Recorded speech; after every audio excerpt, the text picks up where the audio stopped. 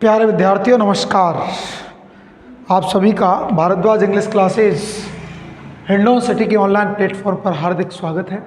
आशा करता हूँ आप स्वस्थ होंगे, मस्त होंगे। आज का जो टॉपिक होने जा रहा है वो होने जा रहा है पैसिव वॉइस। टेक्निकल इश्यूज की वजह से एक दिन वीडियो हमारी नहीं आ पाई, उसके लिए मैं क्षमा प्रार्थी हूँ। रेगुलर वीडियोज आपको मिलेंगी, जैसा मैं स्टेटमेंट दे चुका हूँ कि एसएससी को अपन वन शॉट में क्लियर कराएंगे। टॉपिक जब लेंथी हो जाता है तो क्या बच्चों की एक्टिवनेस के कारण मैं उसको क्या दो पार्ट्स में डिवाइड कर देता हूँ। तो you don't worry, you combine with me, then you will be able to follow myself, you are able to target of yours to get. तो हम जब नेक्स्ट वीडियो की बात करेंगे या नेक्स्ट टॉपिक की बात करेंगे तो बेटा आज का टॉपिक होने जा रहा है हमारा passive voice. That is very interesting topic for all of you. Passive voice, passive voice बोले तो हिंदी में कहेंगे कर्मवाच्य। कर्मवाच्य जिसको कहेंगे, और कर्मवाच्य कहेंगे तो सीधा सा एक चीज़ लिख देता हूँ यहाँ, अभी 1 मिनट में समझ में आ जाएगा। क्या है कि a sentence of English, a sentence of English can be expressed into two types। अंग्रेजी के वाक्य को दो तरीके से एक्सप्रेस किया जा सकता है, जिसमें फर्स्ट है आपका एक्टिव वॉइस। हिंदी और बता दूं कोई दिक्कत नहीं आए, एक्टिव वॉइस को बेटा हिंदी में कहते हैं कर्तृवाच्य। अब जैसा नाम वैसा काम, कर्तृवाच्य होता है, 1 मिनट में आपको क्लियर हो जाएगी क्या होता है कर्तृवाच्य। एक्टिव वॉइस के वाक्य क्या होते हैं आप वो समझे। क्या होते हैं कि such kinds of sentences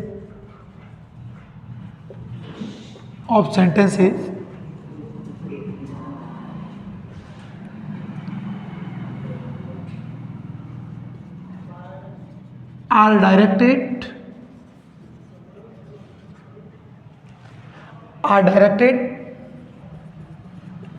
according to the subject। क्या है एक्टिव वॉइस कि such kinds of sentences are directed according to the subject. इस प्रकार के वाक्यों को कर्ता निर्धारित करता है, कर्ता के अनुसार वो काम करते हैं। वर्ब जो है, क्या मतलब हुआ मैं और क्लियर कर दूं, verb is used according to the subject, according to the subject. यही हम क्लियर करें इसको। आप एग्जाम्पल देखें।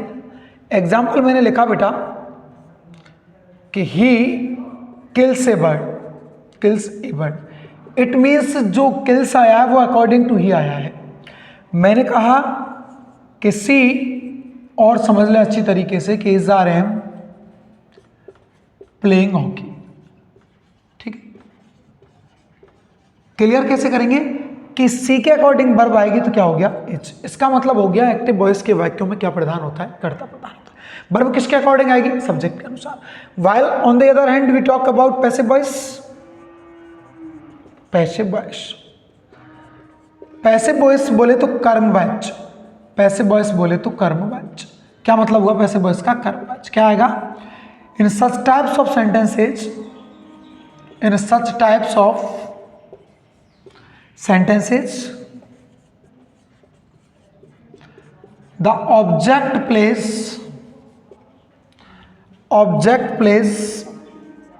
a vital role and the verb is used according to the object, according to the object।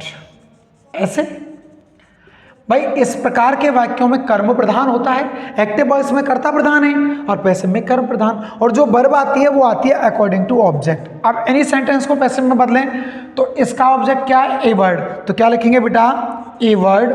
Is आ गया tense परिवर्तन में, जो मैंने कल अपने शॉर्ट में क्लियर कराया था। पैसिव का टेंस परिवर्तन आज भी कराएंगे 1 मिनट में। ए वर्ड इज, पैसिव में हमेशा वर्ब की थर्ड फॉर्म आती है बेटा, क्या आएगा, killed. A word is killed by him. इसका मतलब सब्जेक्ट बाय हिम क्या हो गया, निष्क्रिय हो गया बेटा। दूसरा वाक्य सी इज प्लेइंग हॉकी, तो ऑब्जेक्ट हो गया इसका हॉकी, सब्जेक्ट बना दो इसको, क्या आएगा, हॉकी इज कंटिन्यूअस की पैसिव में बीइंग का प्रयोग होगा। हॉकी इज बीइंग, प्ले की थर्ड फॉर्म हो गई बेटा प्लेड, बाय सी का प्रोनाउन चेंज हो गया क्या हर, इस तरीके से। इसका मतलब बाय हर, उसको हमने जो सब्जेक्ट था उसको निष्क्रिय कर दिया, अर्थात बाय से उसको जोड़ दिया। तो यहाँ तक मैं समझ रहा हूँ कि आप लोगों की ये चीज़ बिल्कुल क्लियर हो गई होगी। हम जब नेक्स्ट बात करेंगे तो सीधी सी बात है कि आप लोग ये भी ध्यान रखें कि अब जो आता है वो आपको रिमाइंड करने वाली चीज़ है बेटा कि पैसिव वॉइस में हमेशा वर्ब की कौन सी फॉर्म आती है, थर्ड फॉर्म आती है। पैसिव वॉइस के वाक्यों में हमेशा वर्ब की कौन सी फॉर्म होगी, थर्ड फॉर्म होगी। ये क्लियर कराता हूं, आगे देखें आप।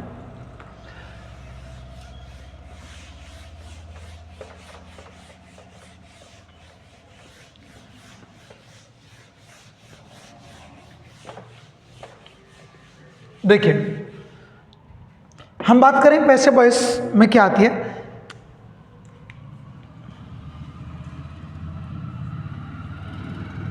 Changing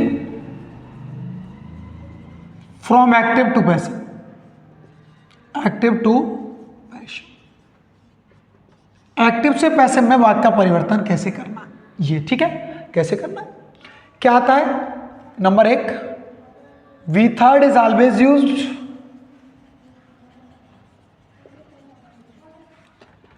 in the sentence of passive voice। पहली बात क्या हो गई कि पैसिव वॉइस के वाक्यों में हमेशा वर्ब की कौन सी फॉर्म आती है बेटा, थर्ड फॉर्म आती है। नंबर दूसरी चीज, when we change the sentence from active voice to passive voice, the subject becomes an object and the object becomes a subject। जब हम वाक्य को एक्टिव से पैसिव में बदलते हैं तो क्या होता है बेटा कि subject becomes an object, subject तो ऑब्जेक्ट बन जाएगा and the object becomes a subject, ठीक है। इसके बाद before the subject when it becomes object use by or other certain preposition, certain preposition. बेटा क्या हुआ कि हम जब सब्जेक्ट को ऑब्जेक्ट बनाएंगे तो या तो बाई प्रीपोजिशन आएगा 99% तो, लेकिन कुछ क्रियाएं निश्चित होती है जिनके साथ सर्टेन प्रीपोजिशन आएगा, तो उसमें अपन चेंजेस नहीं कर सकते। 99% तो क्या होता है, सब्जेक्ट को जब ऑब्जेक्ट बनाएंगे तो बाई प्रीपोजिशन आएगा, लेकिन कई बार ऐसा होता है कि निश्चित वर्ब्स के साथ निश्चित प्रीपोजिशन आता है, तो there is no need to use by before object. Number 3 क्या है, the pronoun of active voice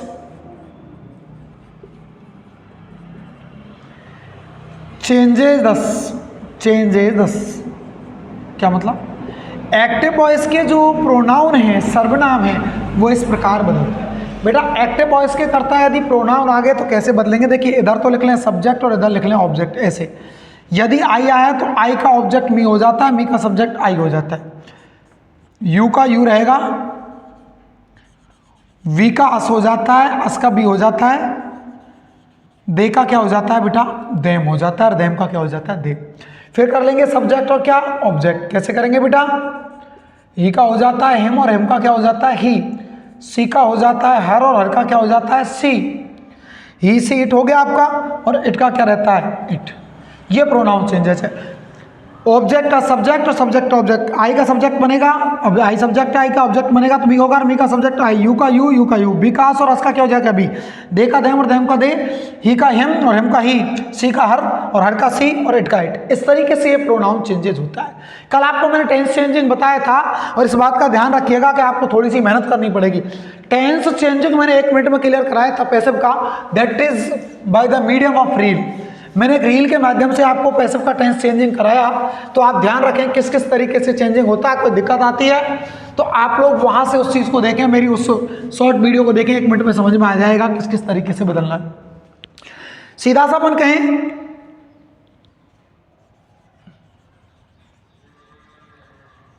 रघुवीर wrote a story, wrote a story, ठीक है भाई। ऑब्जेक्ट है स्टोरी, ये हो गई वर्ब की सेकंड फॉर्म, और ये हो गया सब्जेक्ट नाउन फॉर्म में आया है। ऑब्जेक्ट को सब्जेक्ट बना लो, क्या हो गया ए स्टोरी, V2 आई है, वाज प्लस वी थर्ड में बदल दो, वाज रिटर्न हो जाएगा, सब्जेक्ट को भाई से जोड़ दो, भाई रघुवीर हो गया। मेरे हिसाब से कोई परेशानी नहीं होगी। मैंने कहा Mayank can do it, Mayank can do it, object हो गया इट, तो इट का हो जाएगा इट कैन, मॉडल है तो बी लगा दो, डू की थर्ड फॉर्म हो गई डन बाई मयंक। अब आती है बात किसकी, अपन के प्रोनाउन की। मैंने कहा देखिए ध्यान दें मेरी बात कि she is cooking food in the kitchen. अब ध्यान रखना ये जो चीज होती है फ्रेजेज होते हैं, मैंने पहले बताया आपको, ये फ्रेज है तो इसका मतलब ये हो गया प्रीपोजिशनल फ्रेज। तो प्रीपोजिशनल फ्रेज आया एज इट इज उतरेगा, इसका पैसिव में कोई लॉजिक नहीं है, इसका ऑब्जेक्ट हो गया फूड। ध्यान रखें कंटिन्यूअस सेंस में बीइंग का प्रयोग होगा, एज इट इज रहेगा फूड इज, क्या कर दो बेटा बीइंग कर दो, कुक की थर्ड फॉर्म हो जाएगी कुक्ड, सब्जेक्ट को बाई से ऑब्जेक्ट बना के हर लिख दो और एज इट इज लिख दो इन द किचन, यहां कोई दिक्कत नहीं। मैंने कहा यू शुड ओबे योर एल्डर्स, योर एल्डर्स, तो योर एल्डर्स पूरा ऑब्जेक्ट है क्योंकि ये क्या है, ये पजेसिव एडजेक्टिव है ना कि पजेसिव प्रोनाउन, तुम्हारे बड़े भाई। क्या आएगा योर एल्डर्स, शुड का क्या हो जाएगा बेटा शुड बी, ओबे की थर्ड फॉर्म क्या हो गई ओबेड बाय यू, ठीक है। सेकंड जो चीज आती है हमारी वो आप यहां देखें, सेकंड आती है इसमें double object kind passive, double object kind passive. यदि किसी वाक्य में दो ऑब्जेक्ट हैं तो उसकी पैसिव कैसे बनेगी, पहले आप ये देखें कि दो ऑब्जेक्ट होते कैसे हैं। क्या आता है ध्यान दें मेरी बात, समझ लें मेरी बात। मैंने कहा कि Ravi gave me a gift yesterday, clear हो गई बात, ज्यादा दिमाग नहीं लगाना। अब बेटा ध्यान रखें कि मी तो ऑब्जेक्ट है ही, लेकिन मी के बाद एक गिफ्ट क्या आया, नाउन आया है, तो क्या होता है दूसरा ऑब्जेक्ट। यदि ऑब्जेक्ट के बाद कोई नाउन आया तो वो दूसरा ऑब्जेक्ट है। और इस तरीके के वाक्यों की दोनों तरीके से पैसे बन सकती है। जो नाउन आता है वो होता है डीओ, और डीओ का मतलब हो गया डायरेक्ट ऑब्जेक्ट, ये निर्जीव होता है हमेशा, और आईओ होता है सजीव। अब जब हम इसकी पैसे बदलेंगे, ध्यान रखें हम यदि इसको बनाते हैं नाउन से, तो नाउन से बनाते हैं तो इनडायरेक्ट ऑब्जेक्ट से टू लगाना पड़ेगा। हमने बनाया बेटा इसको किससे, ए गिफ्ट, V2 आई है, सीधा सा क्या कर दो वाच, वर्ब की थर्ड फॉर्म हो जाएगी गिवन, मी हो गया इनडायरेक्ट ऑब्जेक्ट से पहले क्या लगा दो to me by Ravi yesterday, ठीक। यदि आप इसको बनाते हैं कि साहब हम तो इनडायरेक्ट ऑब्जेक्ट से बनाएंगे, तो मी का सब्जेक्ट क्या हो गया बेटा आई, और आई के अकॉर्डिंग वर्ब आ गई वाज, आई वाज गिवन, क्या आ जाएगा बेटा a gift by Ravi yesterday. कोई दिक्कत है क्या, मेरे हिसाब से कोई दिक्कत नहीं होनी चाहिए। यहां कोई प्रॉब्लम हो तो बताएं आप। जब आप डायरेक्ट ऑब्जेक्ट से बना रहे हैं तो इनडायरेक्ट ऑब्जेक्ट से पहले टू का प्रयोग कर दो, और जब आप इनडायरेक्ट ऑब्जेक्ट से बना रहे हैं तो there is no need to use to before direct object. अब आती है इसमें नंबर थर्ड की बात। क्या होता है बेटा कि गोइंग टू वाले वाक्यों की पैसिव भी आ जाती है। क्या आ जाती है बेटा, गोइंग टू वाले वाक्यों की पैसिव। अभी एक मिनट में क्लियर करा देते हैं। क्या होता है कि गोइंग टू वाले वाक्य हमेशा कंटिन्यूअस में आते हैं। हम पहले ही ये कह चुके क्या कि गोइंग टू वाले वाक्य जो होते हैं मतलब कंटिन्यूअस वाले, उसमें तो बीइंग का प्रयोग करते हैं, लेकिन गोइंग टू क्लियर करें, गोइंग टू, तो ध्यान रखना ये भविष्य की नियोजित घटना होती है। मैंने कहा बेटा कि she is going to deliver a speech, deliver a speech, ये कहा बेटा। अब हम देखेंगे कि इजारिम के साथ तो क्या है, वर्ब की फर्स्ट फॉर्म आई है, लेकिन ध्यान रखना कि यदि इजारिम और वॉज वर्ब के साथ गोइंग आ गया तो वो गोइंग टू काइंड क्या है, सेंटेंस। और टू के बाद वर्ब की कौन सी फॉर्म आती है, फर्स्ट फॉर्म। कैसे बनेगा, ए स्पीच, इसका इज रहेगा, गोइंग का हो जाएगा गोइंग, टू का कर दो बेटा टू बी, और डिलीवर का क्या हो जाएगा, डिलीवर्ड,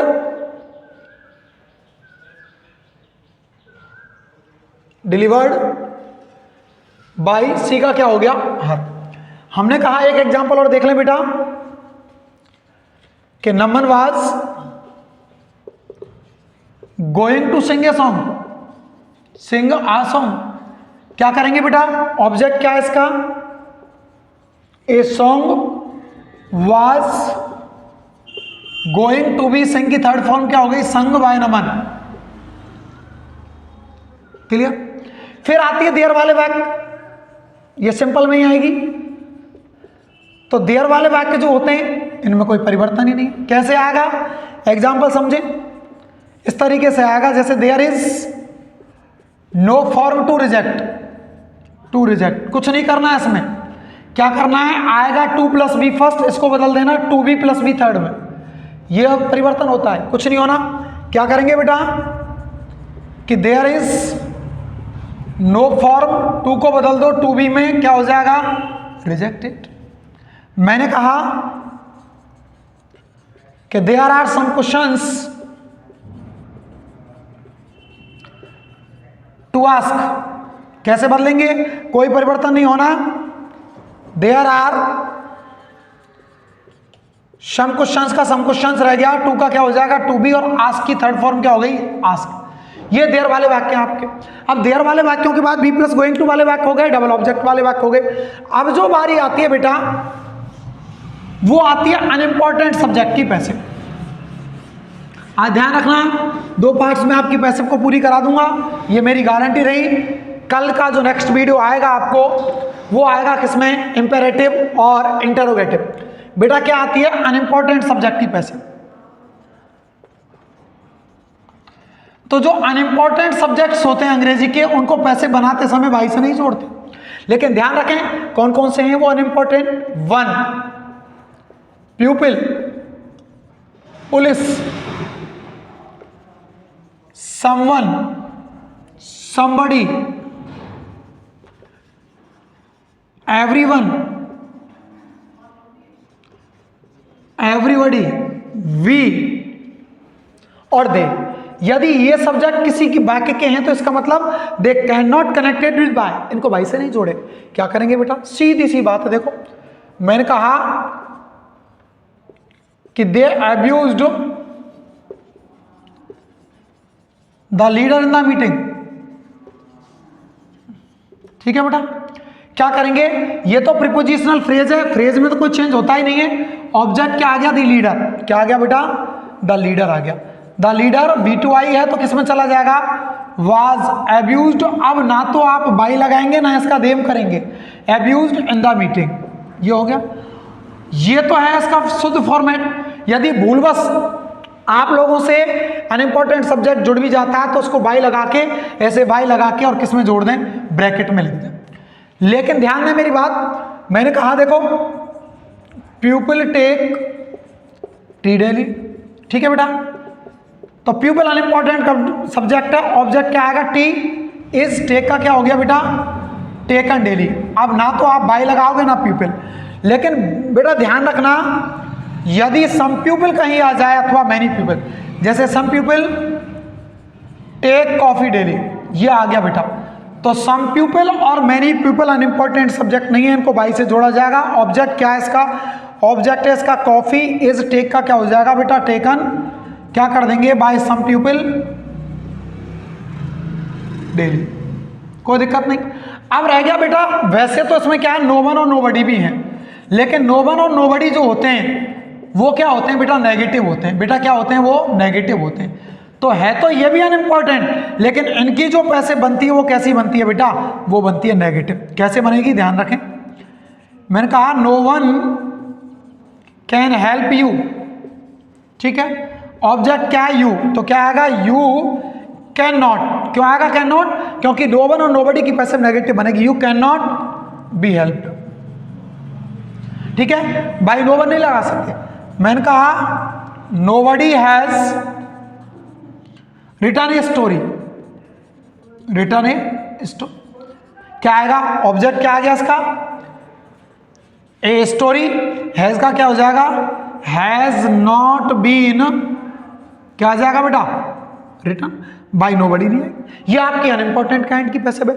अब पैसिव जो सिंपल है उसमें लास्ट रह गया आप लोगों का बेटा, लास्ट की जो पैसिव है उसमें आपकी जो रह गई वो रह गई क्या बेटा, आप ध्यान दें मेरी बात पर। लास्ट की जो पैसिव है वो आपकी रह गई क्या, कंप्लेक्स सेंटेंस की पैसिव। अब कंप्लेक्स सेंटेंस क्या है वो भी समझें, और यदि आप झेल जाते हैं, आपको कोई दिक्कत नहीं होती है, तो मुझे कोई दिक्कत नहीं है, मैं तो और भी बढ़ा दूंगा, लेकिन आप ध्यान रखें कि इस वीडियो को थोड़ा सा फिर आप अपने हिसाब से एडजस्ट करें। भाई मैंने लिखा आप लोगों को क्या कि कंप्लेक्स सेंटेंस की पैसिव, किसकी बेटा, कंप्लेक्स सेंटेंस।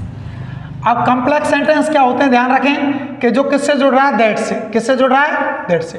तो ये सेंटेंस पैसिव में बदलता है, और इधर इससे आगे वाले में क्या होता है, नो चेंज, ठीक है।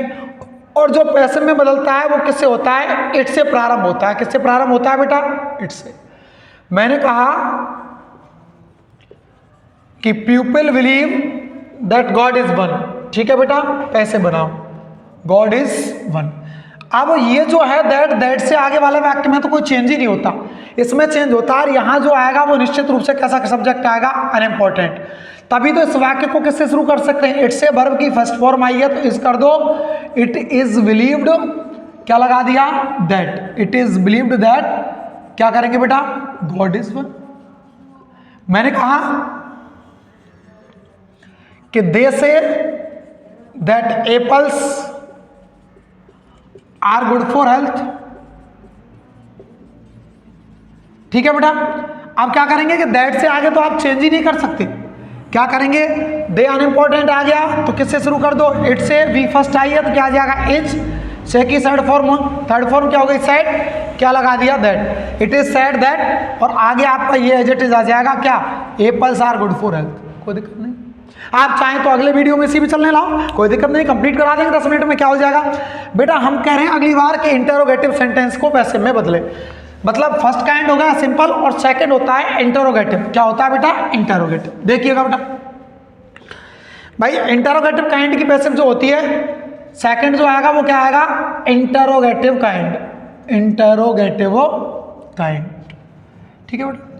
अब इंटरोगेटिव काइंड क्या है, एक ध्यान रखें कि यदि एक्टिव का वाक्य प्रश्नवाचक है तो पैसिव भी क्या बनेगी, प्रश्नवाचक। कोई दिमाग, और सारे नियम एज इट इज रहेंगे, कोई दिमाग नहीं लगाना। देखो बेटा मैंने क्या लिखा, मैंने लिखा कि डिड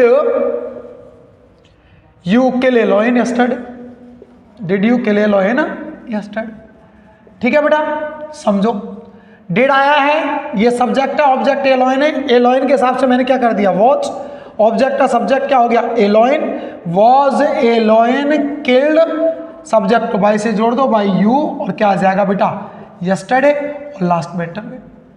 मैंने कहा आर यू सिंगिंग सॉन्ग, देखो are you singing song, singing song now, क्या करेंगे, ऑब्जेक्ट क्या है, ये सॉन्ग, तो सॉन्ग के हिसाब से वर्ब क्या हो गई, इज सॉन्ग, क्या लगा दो बेटा, बीइंग, सिंग की थर्ड फॉर्म हो गई संग, बाय यू नाउ। मॉडल का भी देख लो, मैंने कहा कैन यू प्ले हॉकी, ये आ गया बेटा।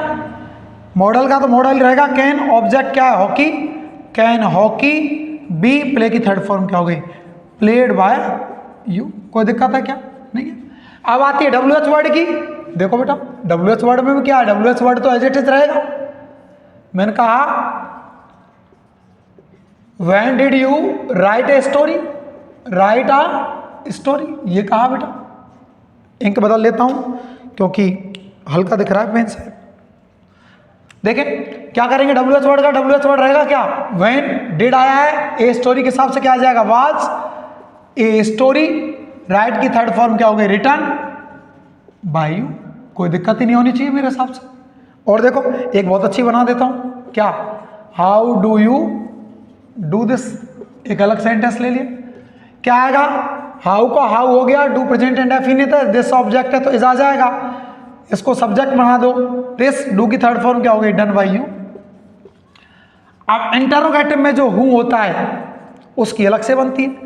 हूं की पैसिव क्या है, या तो आप किससे प्रारंभ करेंगे, वाई हुम से करेंगे, या फिर हूं से प्रारंभ करके बाई को कहां रखेंगे, वाक्य के अंत में। मैंने लिखा बेटा कि हूं कॉल्ड गीता, ठीक है, या तो आप बाई हुम से बना लो, क्या बनेगा, वाई हुम, V2 आई है तो क्या आएगा, वॉज गीता कॉल्ड आ गया बेटा। इंटरोगेटिव मार्क लगाना नहीं भूलें, गलत हो जाए। क्या आएगा बेटा, हूं से शुरू कर दो। Who was Geeta called by. Clear. अब एक चीज और रह गई क्या कि हुम वाले वाक्य, तो हुम वाले जो वाक्य होते हैं इंटरोगेटिव में, उनकी जो पैसे बनती है वो किससे बनती है बेटा, वो बनती है हूं से। किससे बनती है, हूं से। मैंने कहा whom did you suggest, ठीक है। क्या करेंगे, whom you आया, whom were you suggest का क्या हो गया, सजेस्ट। दो चीज अलग ध्यान रखना कि हुम वाले वाक्यों की पैसिव तो हूं से बन जाती है, और बेटा हुम वाले वाक्यों की पैसिव किससे बनती है, बाई हुम से बनती है। और यदि हूं से बनाओगे तो सीधी सी बात है कि उसमें आप जो प्रयोग कर रहे हो किसका प्रयोग कर रहे हो, बाई का, वो लास्ट में होगा। लो आज फ्री कर देते हैं टॉपिक, आपको चाहिए, क्या दिक्कत है, हमें परेशानी नहीं है स्टूडेंट्स, यदि साथ दें कोई दिक्कत नहीं है, और आप नो टेंशन रहें, there is no need to worry about the examination. I have determined about to clarify all the topics of grammar before the examination of SSC. तो अब हम बात करें बेटा किसकी, इंपेरेटिव की। इंपेरेटिव अपन पहले बता चुके हैं आपको, correct form of the verb में थर्ड काइंड है। इंपेरेटिव क्या होता है, इंपेरेटिव क्या होता है, इंपेरेटिव होता है वर्ब की किससे, इंपेरेटिव पैसिव क्या होती है, या तो बी फर्स्ट से प्रारंभ हुई है, या जिसमें क्या प्रकट हो रहा है, एडवाइस, या फिर क्या हो रहा है उसमें प्लीज और काइंडली। अब क्या बात है इसमें, पहली बात देखें, इसमें फर्स्ट काइंड देखें, यदि उस वाक्य से क्या प्रकट हो रहा है, ऑर्डर, तो उसमें किसका प्रयोग कर दो, लेट और बी का।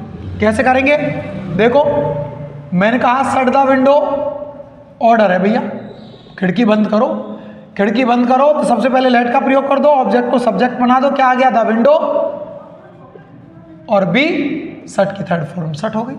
एक एग्जाम्पल और देख लो, open the gate, open the gate, क्या करेंगे बेटा, let the gate be open, कोई दिक्कत ही नहीं होनी चाहिए, ठीक है। एक बार वीडियो चेक कर लेता हूं प्रॉपर चल रही है कि नहीं, टेक्निकल इश्यू तो नहीं है कोई, बिल्कुल भन्नाट चल रहा है, फर्स्ट क्लास, वेरी गुड, मजा आ गया। देखिएगा प्लीज काइंडली वाले वाक्य, कोई दिक्कत नहीं है, प्लीज हेल्प मी ऐसे आया, प्लीज हेल्प मी, क्या करेंगे, कोई दिक्कत ही नहीं है, प्लीज को हटा के किससे बना दो, you are requested, you are requested to help me. बेटा एक दूसरा तरीका भी है कि ऐसे वाक्यों को शुड प्लस बी थर्ड में बदल दो, ऑब्जेक्ट मी है तो मी का क्या हो गया, आई के अकॉर्डिंग क्या हो जाएगा, शुड बी हेल्प्ड, ऐसे ही बदल दो। अब आती है बात एडवाइस की, जैसे मैंने कह दिया avoid bad company, avoid bad company, advice है तो एडवाइस है, तो एडवाइस में दो चीज करो, या तो आप क्या कर दो एडवाइस को, you are advised to avoid bad company, एक तो ये हो गया बेटा, या फिर ऐसे वाक्यों को क्या है, किससे बदल सकते हैं, शुड प्लस बी थर्ड, बदल दो, शुड प्लस बी थर्ड में क्या आएगा, bad company should be avoid की थर्ड फॉर्म क्या हो गई बेटा, अवॉइडेड। अब आती है बात क्या कि यदि सेंटेंस क्या आ गया बेटा, इंपेरेटिव नेगेटिव आ गया। इंपेरेटिव नेगेटिव क्या बात है, जब या तो वो किससे शुरू हुआ, डू नॉट से, या फिर किससे शुरू हुआ, डोंट से, ठीक है भैया। क्या करेंगे, एक ही तरीका, जैसे हमने कह दिया डू नॉट अब्यूज एनीवन, दो तरीके से बना लो, या तो डू नॉट को किस में बदल दो, लेट नॉट में, let not anyone be abused, ऐसे भी बना सकते हो, अथवा क्या कर दो, let plus object plus not, let anyone not be abused, ये आपका इंपेरेटिव नेगेटिव। ऐसे ही अपन ने कह दिया, और भी देख लें, डू नॉट के लिए बर्ड, तो क्या आएगा, let not a bird be killed, let a bird not be killed, ऐसे हो जाएगा। डू नॉट को लेट नॉट में बदल दो। नंबर थर्ड क्या आ रही है इसमें, थर्ड जो आपकी पैसिव आती है वो क्या आ रही है, एक मिनट में क्लियर कराता हूँ, आपका टॉपिक ही पूरा हो जाएगा पैसिव का। फिर आप पैसिव की एक्सरसाइज करेंगे, मैं आपको टेलीग्राम पर लिंक डालूंगा एक्सरसाइज, और उनके साथ फिर अपन लाइव सॉल्यूशन के साथ आपके सामने इकट्ठित हो जाएंगे। लाइव सॉल्यूशन लेकर के मैं आपको टाइम दे दूंगा, संभावित लाइव सॉल्यूशन बेटा आपको पता है शायद, यदि बिजी शेड्यूल नहीं हुआ तो हर हालत में अपन संडे को अपन का correct form of the verb और एसवीसी का लाइव सॉल्यूशन आ रहा है, देखो आप टेलीग्राम से लिंक ले लें, टेलीग्राम से एक्सरसाइज करें। नंबर क्या आ गया आपका, थर्ड आ गया भाई, लेट नॉट हो गया आपका, कोई दिक्कत ही नहीं है, इंपेरेटिव नेगेटिव हो गया। नंबर अपन को क्या करेंगे, कभी कभार ऐसे भी आ जाते हैं, लेट प्लस ऑब्जेक्ट, जैसे लेट हिम प्ले हॉकी, ऐसे आ गया। तो दो तरीके का ऑब्जेक्ट बताएं, ये तो हो गया डीओ निर्जीव, और ये हो गया IO। ऐसे आ जाता है तो ये यहाँ जाएगा और ये यहाँ जाएगा। लेट का लेट रहने दो, क्या आ जाएगा हॉकी, बी प्लेट, ध्यान रखें भाई ऑब्जेक्ट ऑब्जेक्ट रहेंगे। मैंने कहा लेट देम एंजॉय बाथिंग, देखो बहुत अच्छा सेंटेंस लिख दिया, लेट देम एंजॉय बाथिंग। क्या करेंगे लेट, जीरो नाउन फॉर्म उसमें आया, किसमें, सब ऑब्जेक्ट के रूप में, लेट बाथिंग बी एंजॉयड। अब आप कहेंगे सर आपने तो ये लगाया ही नहीं, कैसे लगाऊंगा, अनइम्पोर्टेंट सब्जेक्ट है भाई देम, कोई दिक्कत थोड़ी है। अब आप ध्यान रखें प्लीज और काइंडली हो गया, लेट प्लस ऑर्डर हो गया और ये हो गया, पैसे का आपका काम कंप्लीट होता है। मैं समझता हूं कि आप लोगों ने बहुत अच्छे तरीके से इसको पढ़ा होगा। और if you have any doubt then comment on my YouTube channel. और आपको बिल्कुल शुद्ध भाषा में मैं बता रहा हूँ, मैं आपको कह रहा हूँ कि आपका कोई डाउट नहीं रहेगा। मैं बहुत शीघ्र ही इंग्लिश लिटरेचर के वीडियोस लेके आ रहा हूँ, लाइव सॉल्यूशंस लेके आ रहा हूँ, 10th स्तर का लेके आ रहा हूँ, 12th स्तर का लेके आ रहा हूँ, सिविल एग्जाम्स के लिए मैं चल ही रहा हूँ, आप NDA CDS के लिए बात कर रहा हूँ, मैं एरर के लिए भी लेके आ रहा हूँ, लेकिन सब काम सिस्टम से होंगे। तो आप मेरे साथ बने रहने के लिए अधिक से अधिक मेरी रील्स, मेरे यूट्यूब चैनल को सब्सक्राइब करें, बेल आइकन को दबाएं, जिससे कि आप लोगों को नियमित रूप से मेरी वीडियोस मिलते रहें। और ध्यान रखें शॉर्ट्स को अधिक देखते रहें, क्योंकि वहां मैं छोटे छोटे सॉल्यूशन लेके आऊंगा। Thank you very much, have a good day, best of you, thank you.